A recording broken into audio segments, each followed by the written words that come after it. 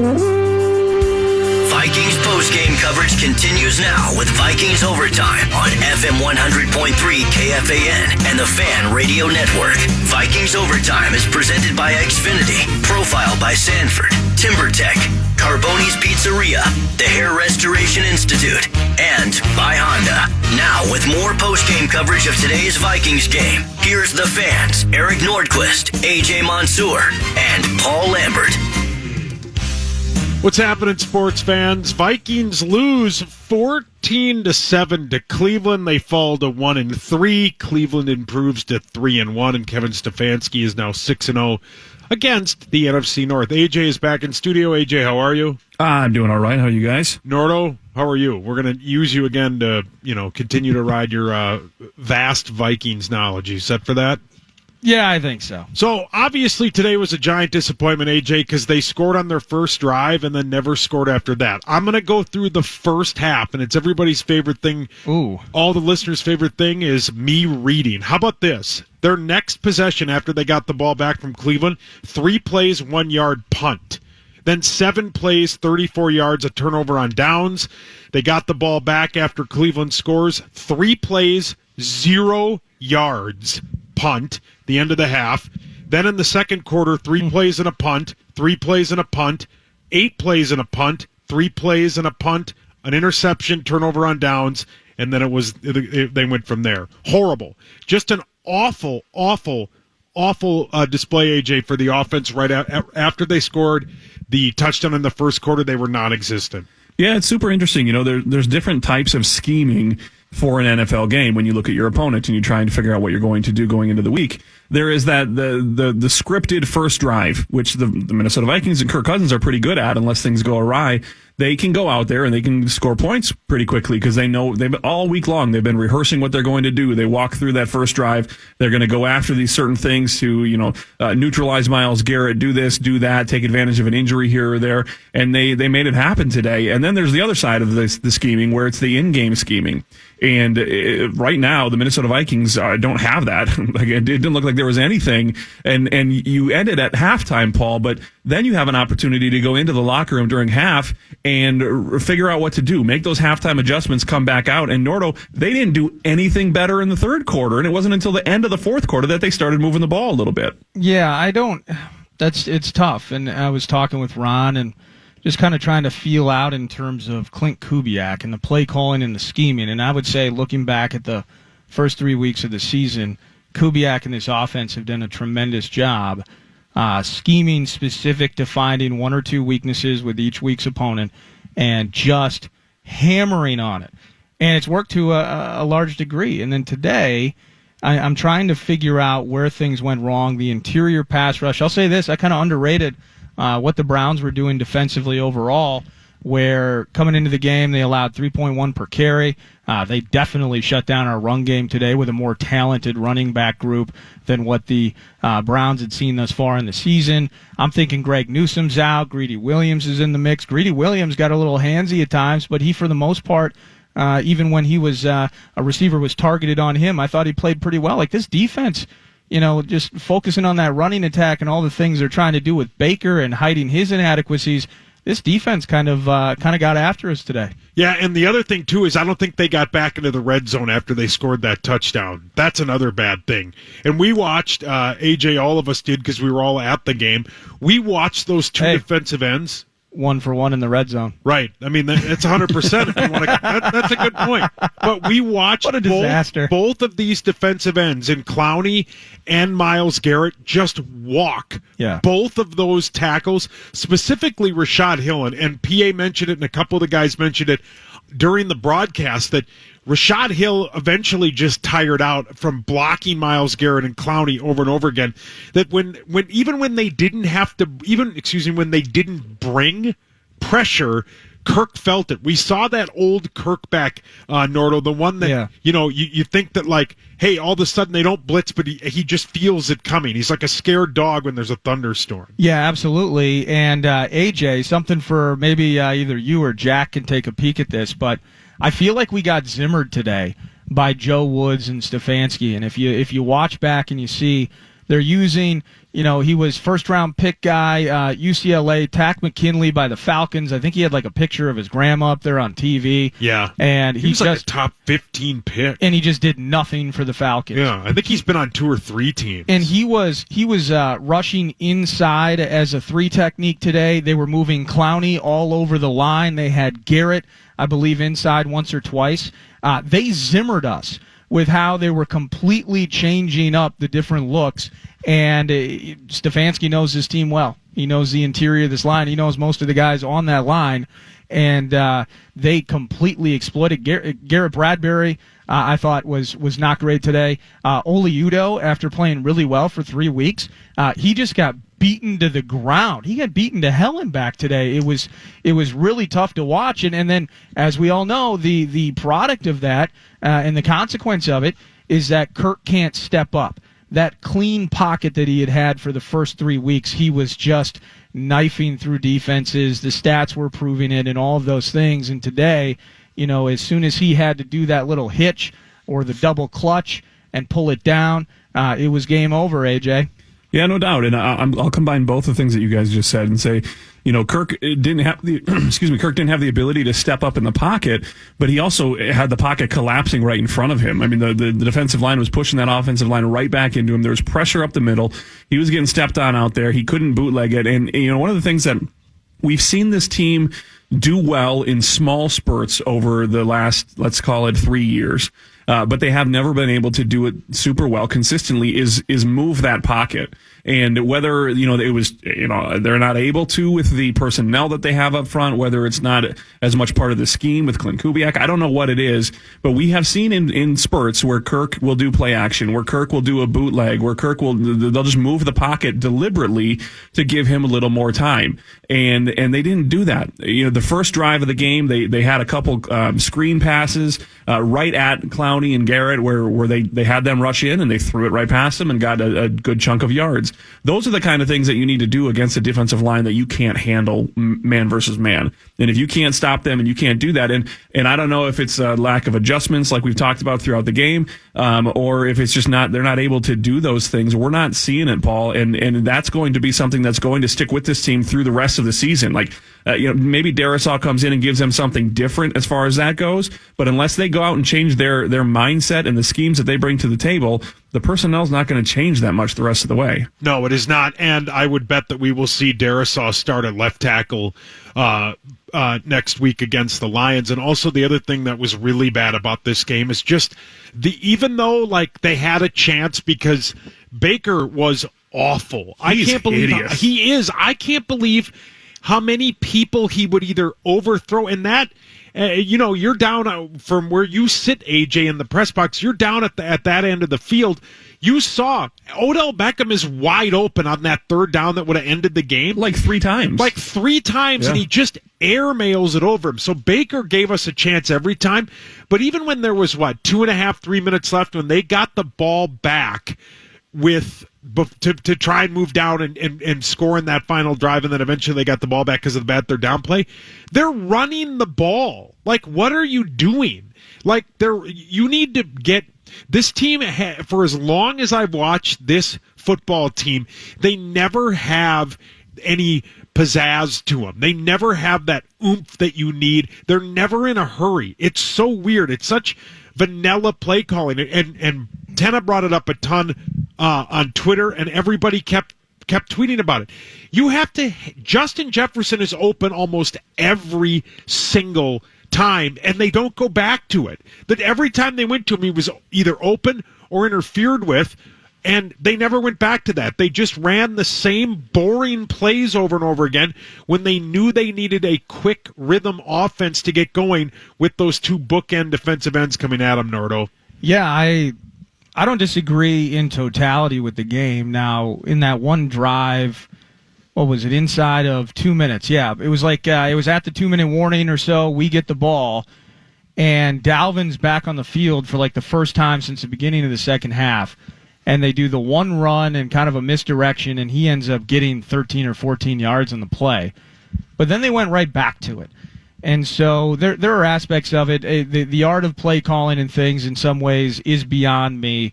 The urgency in those moments, and Prior to this, with Fanline, Ron had some stats and such where this team hasn't been good offensively or defensively inside of 2 minutes on either side of the halves. They're one of the worst teams defensively, where they've given up 3 touchdowns so far this year inside of 2 minutes at the end of the first half. Talk about momentum killers there.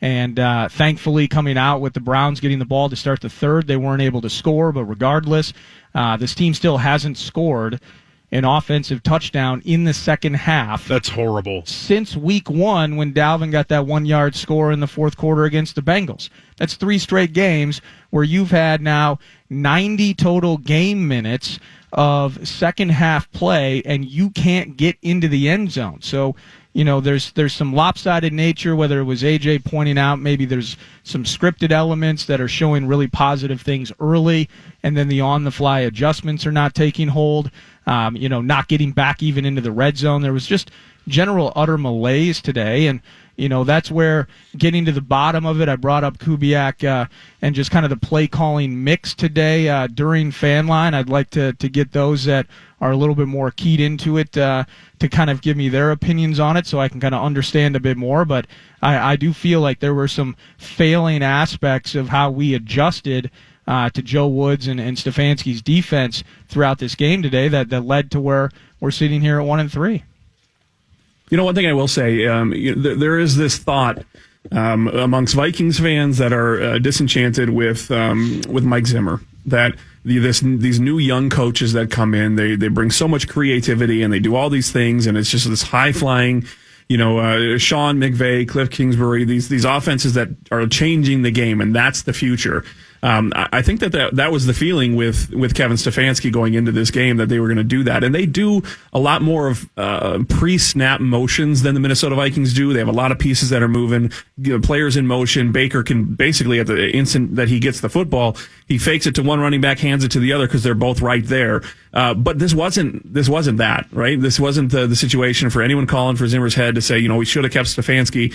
I'm not saying Stefanski's a bad coach. I'm not saying Mike Zimmer's a bad coach, but I think that it should quell those feelings a little bit, that every young coach is going to come in and be just innovative and change the game. That's what we want, because right now we feel like we don't have that. And the same way that the Vikings go from a coach that yells to a coach that's cool and calm and back to a coach that yells again, we have a boring coach and we want an exciting coach. That's what the fans are clamoring for, and we can't do that with this team right now. But Stefanski doesn't do that either, and you can still be good in this league with a coach that may not be as innovative and as fun. Well, and as you know, AJ, for somebody who runs the KFAN Twitter account and every social media thing, we're into that territory, though. I mean, oh, yeah. They probably will beat Detroit. I think they're 8-point favorites. The early line, I think, is 8-point favorites against an awful Detroit team. But even still, then you go to what? Then you have Carolina, then the bye week, and then you come out of the bye week with Dallas, who just took it to them. And by the way, Carolina, who lost today, and that defense kind of got whooped by that Dallas team who... I mean, Dallas looks like they're going to be a 12 or 13 team on it and just run away with the East. Carolina's defense has been good, though. Yeah. And they're going to have McCaffrey back. Maybe. We'll see. Yeah. By the time we play them. I really like and respect what Matt Rule's doing there. All those defensive players they drafted 2 years ago now have a bit of experience. Sam Darnold looking like a completely different guy than he was with the Jets, which makes sense. Back-to-back 300-yard games for the first time in his career, I think, was today. And so, I'm all about and not looking past anybody because we're a 1-3 team. Right, but, and hey, we lost to an 0-5 Falcons team last year here. Correct. They came in, they put 40 on us. Yeah, correct. Hayden Hurst uncovered Julio Jones 2 touchdowns. It was terrible. Yeah. So there's nobody we can look past. But go beat the Lions. Please just do what you're supposed to do. And then, get ready for that. But maybe when we come back or just later on, I guess I want to get to the point now because the Zimmer-related things are going to start snowballing. Yeah. Right? Well, 2-4 going into the bye is really bad. And you're in the 8th year of your coaching tenure. Correct. And just kind of this thing that I brought up with Ron, like I want this team to win every game. And I know that's unrealistic and just not feasible. But at this stage, like I feel like a lot of Vikings fans, they don't like the idea that just making the playoffs is a benchmark, right? Correct. Like you make the playoffs and then maybe you lose wild card weekend. A couple of years ago, you beat New Orleans and then you're just embarrassed by Garoppolo and that run Who's game. Getting run right now. Yeah, they are a little bit by the Seahawks.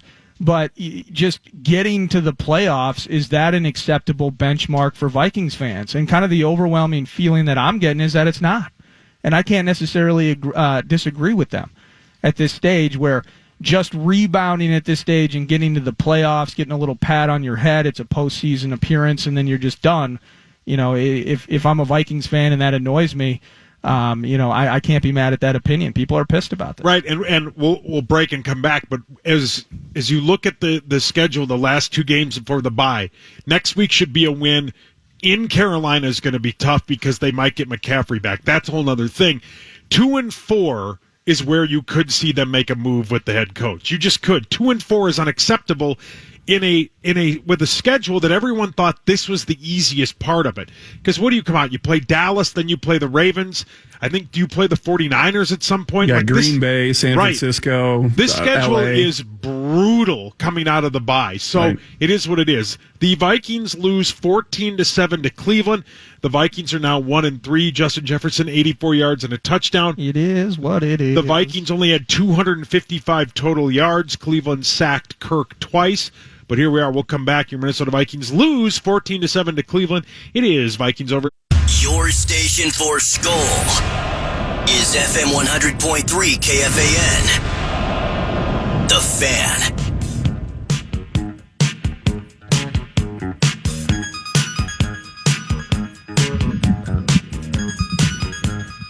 Welcome back.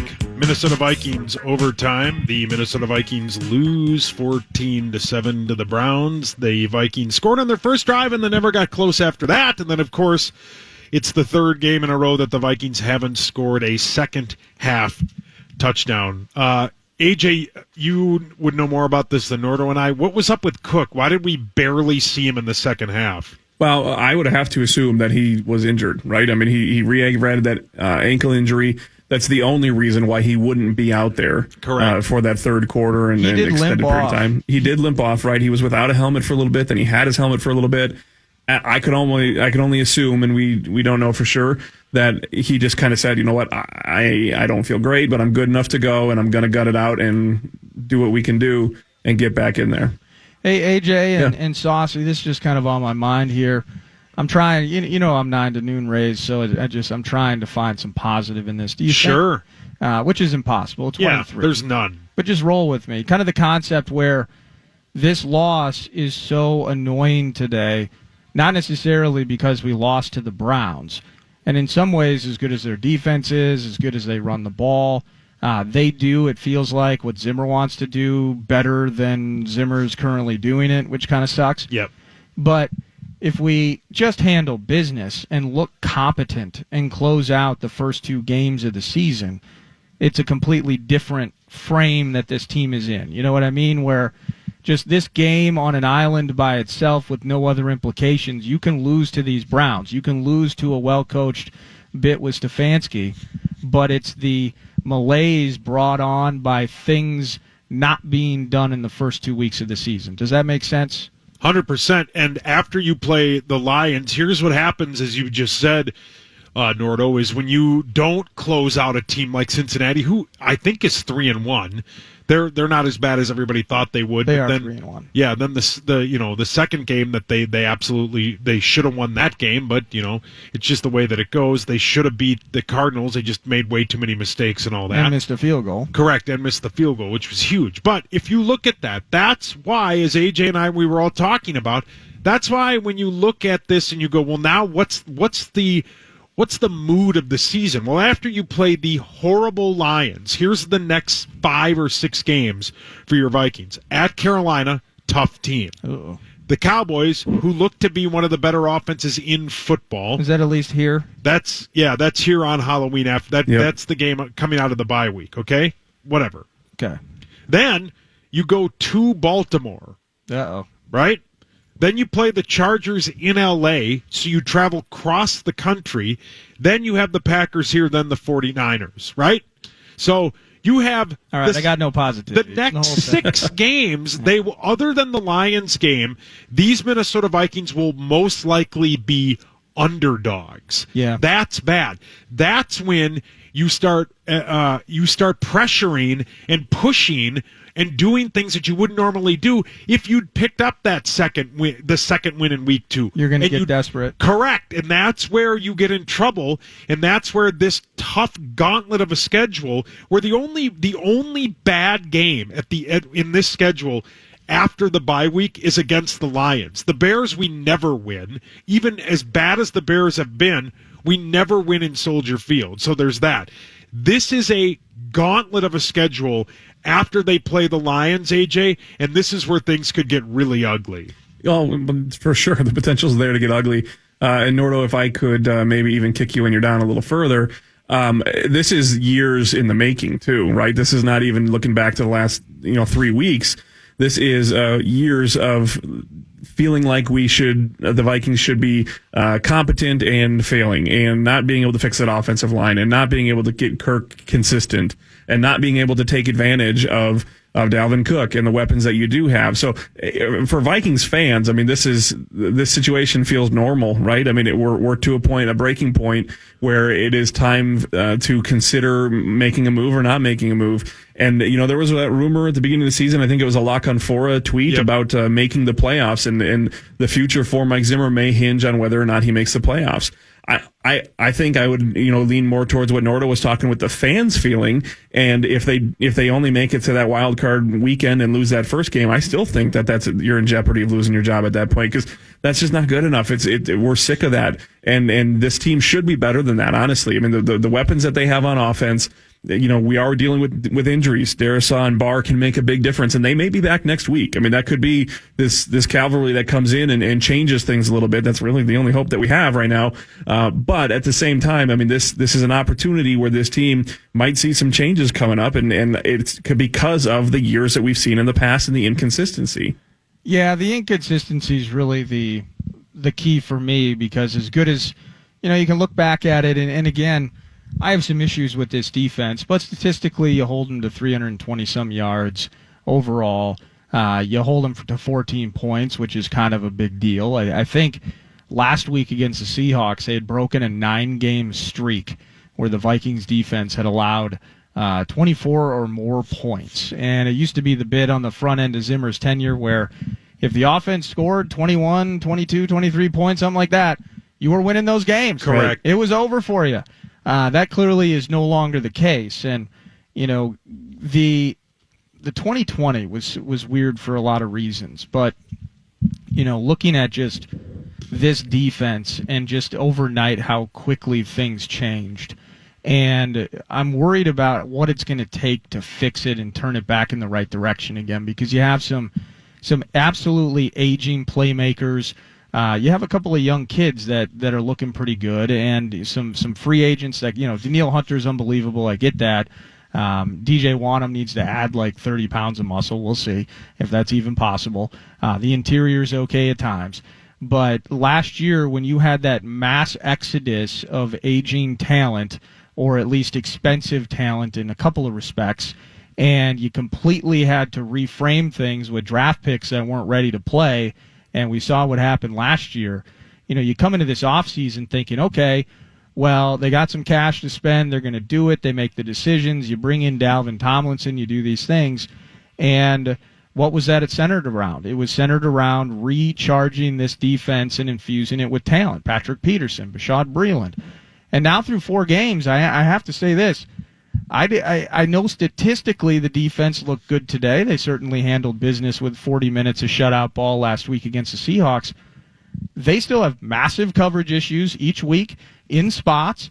Last year they allowed 134 yards on the ground per game, so we beef up the interior, and now we're seeing massive issues. We allow 135 yards per game. I was going to say, it's the same thing. Right. It's exactly the same thing. And even when Nordo and AJ, when everyone in the stadium, the only thing that held this from being a blowout is if Baker Mayfield hits on 4 more passes, this is a blowout. Unbelievable blowout. And even when they knew Anthony Schwartz, that kid number 10 or whatever, streaking down the middle of the field, he overthrew him by 5 yards. Well, he overthrew Odell Beckham multiple times. But even when they brought in those 2 running backs that they had, and they would just rotate them, they're always fresh. Yeah, Chubb, that's what makes this team so good. Is best duo in the league. Correct. And we knew they were running, and we couldn't slow it down. That's how bad. Now, Michael Pierce, I think I read, is going to have an MRI. That's not good. And he's a guy that they didn't have last year because of the COVID bit, but he's back. He was the guy that was supposed to slow this down. The rush defense for this team, AJ, is horrible. Yeah, there's a lot of room to improve there. The one thing that we haven't talked about yet, guys, in Nordo, I heard most of Fan Line, but not all of it. So let me know if Ron had any insight here as a wide receiver. The Browns did something to almost completely shut out Adam Thielen. He had 1 catch, and it was in late, maybe on that final drive. It was for sure in the fourth quarter. But this is a guy who came into this game 6 touchdowns in his last 6 games. He has had 18 touchdowns since the beginning of last season. That's second only to Devontae Adams. He was on fire, a giant part of the previous 3 games for this team, and was nowhere to be seen. And Jefferson made up for some of that, but the dynamic duo that usually has a weapon on one side, a weapon on the other, or at least 2 options for Kirk just wasn't there. Did Ron say anything? Did any callers bring up any points on why Adam Thielen was basically neutralized this entire game? Yeah, I actually did. I did ask Ron about it, and I like the way he put it because I noticed that. But then just kind of there's a part of it that just kind of clicked in for me because to Ron's point, what he was talking about, when you look at the Vikings and you have Adam Thielen and Justin Jefferson, it's not like Stefanski spent all week saying we have to scheme it so that they focus on trying to throw to Justin Jefferson. You know what I mean? Like of the two, game-breaking abilities, you might say at this stage that Jefferson would have Thielen in that regard. The key, I think, with Thielen's lack of production, he did lead the team in targets. He had 8 targets. He had 3 catches for 46 yards. He had 1 early, and then we just didn't see him again until I think it was that final drive, like you were saying. Sure. But I think that the focus was with Thielen, it's been the red zone the last 2 seasons. Of his 14 or 15 touchdowns that he had last year, 11 or 12 of them were in the red zone. Like, that's where Thielen's making all that touchdown cash now, and even this year, other than the 4th and 4 touchdown against Cincy, I'm pretty sure that his other 3 touchdowns have been in the red zone as well. I don't know if it was a particular plan to just say, man, we got to keep Thielen from getting the ball. He'd still had 8 targets. But Jefferson, that was a frustrating thing. And Saucy, and you as well, AJ, you mentioned it last segment talking about run flow and urgency and all of that. I wasn't necessarily mad that they kept looking at KJ Osborne and they kept looking at JJ because both of them had awesome 1v1 matchups and they were winning a lot of those. Right. And so I don't know if it was game plan to shut down Thielen or at least eliminate, like we know we can just take him away. I think it was red zone related because we only got there once. But I think Kirk was just focused in on those 1v1s. And, I mean, shockingly, why didn't we find those more? I think because it's tough to throw when you get so much pressure from only a 4-man rush. And we saw even when they rushed 3 guys, they would get pressure. And as we opened this show with, and all 3 of us have seen this, we've all been here. Not to interrupt you, how about that throw Kirk made as he's just about to get annihilated by Garrett to Justin Jefferson over the top, back foot style? It was like a 40-yard completion. Yeah. And there was a holding penalty. Correct. On That was the penalties back in the mix again. We had 7 of them. They were all in terrible spots. That's one of the best throws he's had. Like, that was such a good throw. But you're right, the pressure. They're getting pressure on 4, and it's also that the old bit about like when you were kids and when you'd play pee-wee football and you'd just go, well, we're going to go on 1 for 12 plays and we're going to go on 2. Kirk felt that pressure constantly even when they didn't bring it, he could hear those footsteps, and that's the old Kirk. The old Kirk showed up today, throwing an interception, which was also a great play by the corner. But you can't throw the ball when you get so much pressure from just a 4-man rush. Chicken or the egg, the old Kirk showed up or the old O-line showed up? I think both. I think it's a combination of both.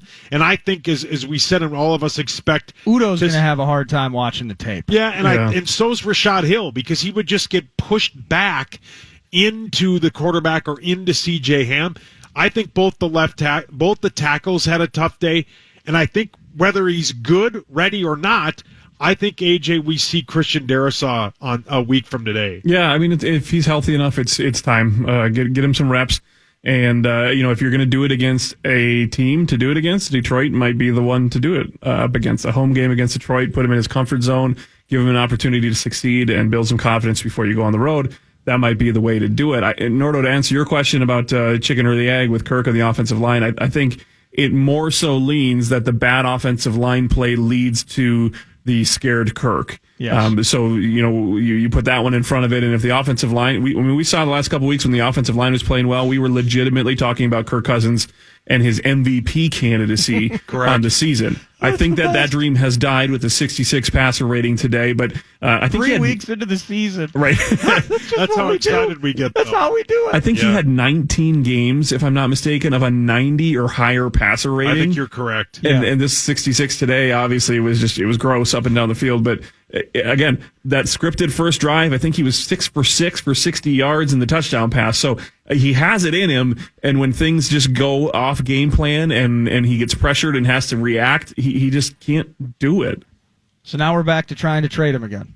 No, we're not doing that That's not yet. happening. We're not doing that yet. Are we sure? Yeah, maybe. We're going to have to decide. Let's decide. Hey, but maybe he boosted his value. The last 3 weeks, he boosted his value and made it worth the contract for somebody to pick him up. If there's an injury in the league, who knows? But then because he's spiteful and he wants to get every dollar from this team and this coach that he can, he intentionally played poorly today. Right. So that we can't trade him. Now we're... That doesn't make any sense. Unbelievable. Anyway, we'll break. We'll come back. Some the afternoon games are going final. There's a couple of blowouts, an absolute domination of the undefeated teams. We'll tell you who came out on the end of that. Also, we'll walk you up to Sunday Night Football, which my sources say the old quarterback from New England is going back. Is that happening? Drew Bledsoe? I think it is Bledsoe. We'll come back. We'll talk all about that right here. Your home for all things purple. Galvin 10-5! Touchdown! FM 100.3 KFAN, The Fan. Kareem Hunt to the right. Couple of receivers left. Mayfield on fourth down, eyeballing the end zone. He's sacked! Yes, he is! Get out there, Baker! Everson Griffin mugged him. Second sack this season for Everson. And the Vikings have turned over the Cleveland Browns on downs.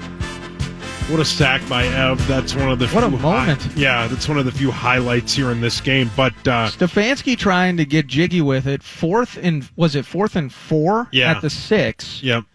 And at that moment, after we had taken up half the first quarter, score the touchdown. Kick the field goal. Then, okay, there's some coverage issues or whatever, and they're moving on us. But then rubber meets road in the red zone, and Everson gets that sack to turn it over on downs. That was incredible. Yeah, it was. Yeah. Can we just bottle up that moment? It feels like it was 2 weeks ago. Yeah, but it does feel like it was 2 weeks ago. Does. Let's go around the league. Any of you comment when you would like. The Cardinals are up 37-13 against the 3-0 Rams. Obviously, the Cardinals are going to move to 4-0, and the Rams are going to get their first loss on the season. That's an absolute slaughter out west. Every time I look over your quickly slimming shoulders. Thank you. Must be profile. It is. The Rams are doing something dumb. I don't know what's happening. That game's at the 2-minute warning. The Seahawks are up 28-13 over the 49ers. I saw that the Seahawks until today had scored 0 points in the third quarter. They scored 21 today.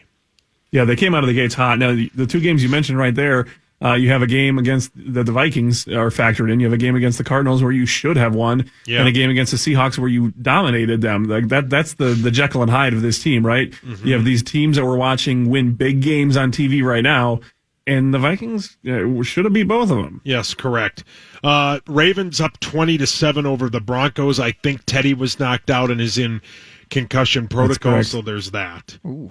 The Packers are up 27-10 over the Steelers. That one's got 9 minutes left. That is a game where the Steelers look so bad. The Packers are a good team, but the Steelers look not like the Steelers team of old that we're all used to. That is a bad football team in Pittsburgh. Yeah, it's a bad, but they're winning. The Packers are heavy favorites to win the North. Yeah. And they're starting where it's the frustrating thing again, looking over the fence, and we can make all the jokes about the nasty neighbors to the east, but we see it consistently with a team like the Packers where they find and identify deficiencies, or we identify them as we scrutinize their team, and they're improving on them gradually. Their defense is not experiencing just the massive gaps and giving up gashes of yards and massive chunks and all of that.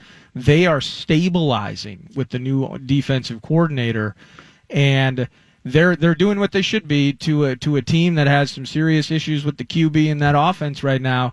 But the Packers are rolling and getting better and just really meshing well, and that's boding for them potentially, if we don't turn things around, running away with the North. The Washington football team 34, the Falcons 30. That game was just a back-and-forth slugfest. There wasn't much defense played in that. And then just a domination. The Bills 40, the Texans nothing. Josh Allen threw 2 touchdowns. That Texans team is so...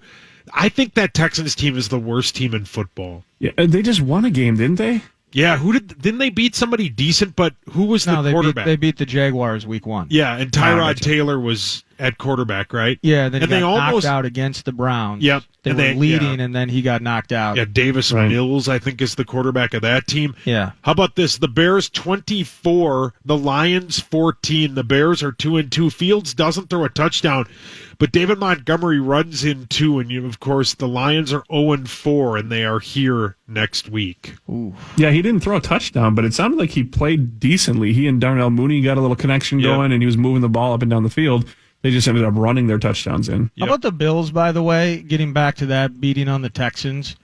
And here's where it's tough, because it was the Dolphins, Washington, and then now the Texans. They've scored 108 points their last 3 games. 35 rip. They shut out the Dolphins, 43 on Washington in a win, and now a 40-point shutout. That Bills offense.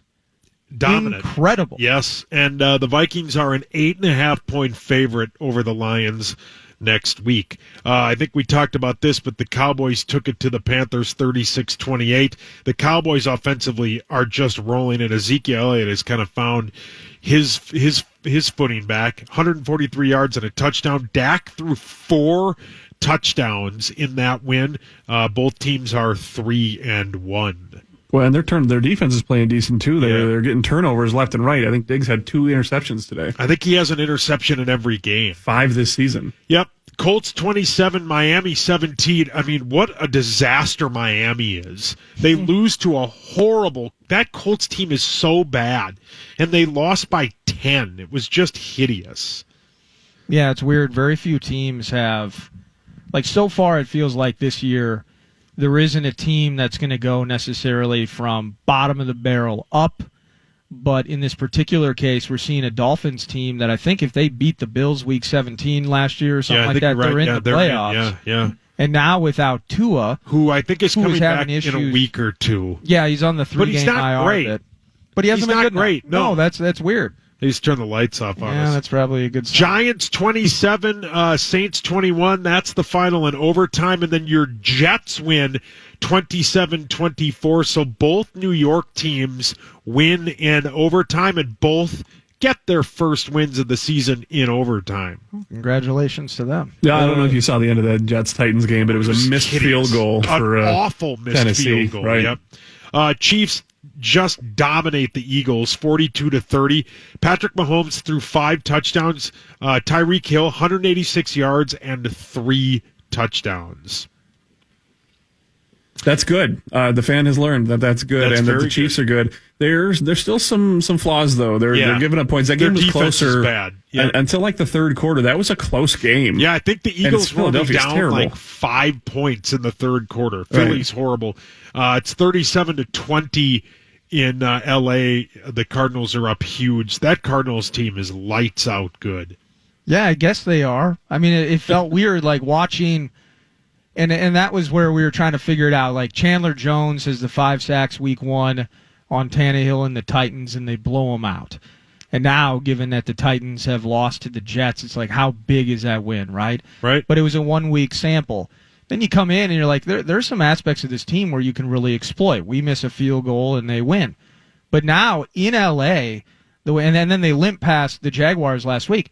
But now what they're doing to the Rams, I mean, it's really difficult to just say that the Cardinals are absolute frauds at this point. It's kind of we're at a stage now in the season where we can start doing percentages for the Vikings' sake at a 1-3 team. You know, what it will take to win, to make the playoffs and all of that. Again, we can argue the benchmarks and whether that's valid or not. But your record kind of tells you what you are. Arizona is earning their 4-0 spot right now, like it or hate it. And good for them, I suppose. I mean, Kyler's kind of fun to watch. I like Rondale Moore and all that. But what they're doing to the Rams is unbelievable. You are correct. Hey, I just saw this, too. Yeah. Chase McLaughlin. You know, he's perfect for the Browns so far this year. Wasn't he on our kicker, our practice squad? Yeah, he was here twice. Well, so just throwing that out there. I mean, you know, it's too early to call him the next Daniel Carlson. But wait a minute, we had Daniel Carlson too. But he made that clutch field goal to put him up 7. I mean, that's a big field goal. That's a massive field goal. And he makes it on the road. Just dunked on us against our old team. And a lot of people were tweeting, why don't we ever have teams miss field goals against us? And again, he was on our practice squad. Yep. 2 different years. Right. 2 different years we had Chase McLaughlin. Yep. And who takes him? Stefanski. Here we go again. Final segment for Nordo, AJ, and I as we walk you up to Sunday Night Football, which the fan has learned is the Tampa Bay Buccaneers, which I think is quarterbacked by Tom Brady, against his old team, the New England Patriots. That is at 7:20, but the pregame for that starts at 6:30. Final segment of overtime after this. Vikings lose 14-7 to the Browns. They only score in their first drive and never score after that. The Vikings gave up 2 sacks. They are now 1-3. Vikings overtime. The Twin Cities home for Vikings talk. FM 100.3 KFAN. The Fan. 3 receivers left, 2 right, final play of the game. Trailing 14-7, Cousins takes the snap. He'll float out to the left. He'll throw to the end zone. Incomplete, in fact, intercepted perhaps by John Johnson. That is the end of the game. As Tony Correnti said right there, that was the end of the game. Your Vikings lose 14-7. They fall to 1-3. Final segment here as we walk you up to the pregame for, according to most of the internet, the greatest football game that'll ever be played. We will have it live between Tampa and New England. But some final thoughts here. I think this is the game we're going to look back on, and it's going to be the straw that broke the camel's back. And what I mean by that is this was the beginning of the end, because if you win this game, and you easily could have, because Baker, every time he got the ball, gave them an opportunity to win this game. I think when you look back, this is going to be the game that didn't turn out the right way, because 2-2 is so much better than 1-3. They are 8.5-point favorites next week, but it's a division game. We've seen how that works. This is going to be a long season, in my opinion. I know it's only 4 games, and we've been over that schedule after Detroit. It is brutal. This could be a long year, AJ. Yeah, I mean, who are you and what have you done with Meatsauce? You're usually the guy that's begging for them to lose the rest of the games and get a better draft pick. And, the situation that we have right now is kind of taking shape to be one of those middle-of-the-road deals again. So he's just being nice because I'm here. And I don't want to depress him, but that's the thing, though. And we talked about this last year. I think we talk about it every year. I bring it up every year. That's the problem with this team. They never bottom out. It's every Minnesota sports team. Correct. They never bottom out. So they never get the opportunity to start over with high-end draft picks. It's always 8-8, 7-9. It's always the same thing with like the Twins.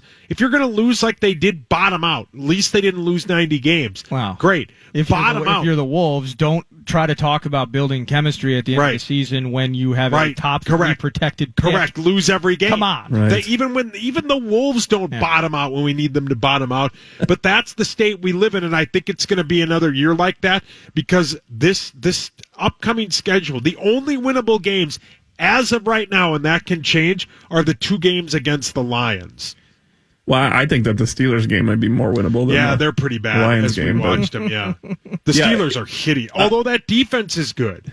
Yeah, I mean, you look at the week to week, okay, the confidence that Vikings fans had last week after beating Seattle pretty clearly, and then coming into this week in the way that they played. Honestly, you could have looked at the schedule last week and said, okay, everything's different from what we thought at the beginning of the season. Everything's different from what we thought 2 weeks ago when we did lose to the Bengals. This team now they're good. Instead of looking at losing those first 2 games, we're saying we barely lost them and we should have been 3-0. We're right back to the negative town, and you look at the schedule and you understand how tough it is, and you see maybe 3 more wins the rest of the way.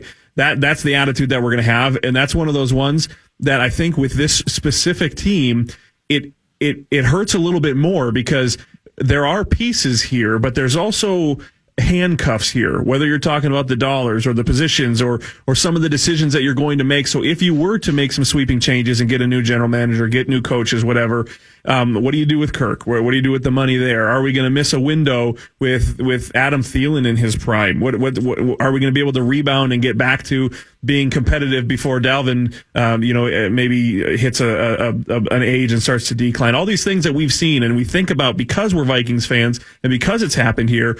You just feel like you're going to miss this window with Jefferson and Thielen, and it just couldn't put it all together for one reason or the other, and it's just frustrating. Yeah, the way I look at it, to Saucy's point, I don't know if it's going to be this particular game, but inconsistency was a word that you used, AJ. Maybe you even read at the beginning of overtime. And that can truly be the story of Zimmer's entire time here, and just to magnify to this season each and every game. So the 11 or 12 penalties you had week 1, again, it's an excuse every single time. And so it's not just about this game, but every game you lose, and every game this team loses, except for mystifying blowouts like the Saints on Christmas Day last year, stuff like that. But every close loss, it's 12 penalties week 1. The rookie kicker gets you in overtime. Week 2, the coverage, again, the touchdown just before half, the 77-yarder to Rondale Moore, inexplicable and stupid. And then you miss. We still have an opportunity to win, and you miss the 37-yard field goal. You bounce back. You're right. It's a week-to-week perception game, and you beat the Seahawks. And then now today is a Clint Kubiak just being, overhandled by Stefanski and a great coaching staff and a staff that knows Zimmer very well.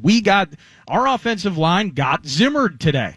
The same type of principles that he uses in terms of bringing speed rushes up the front and focusing on pressuring and that middle thrust that we talk about and that Sauce is such a big fan of. That was an issue today.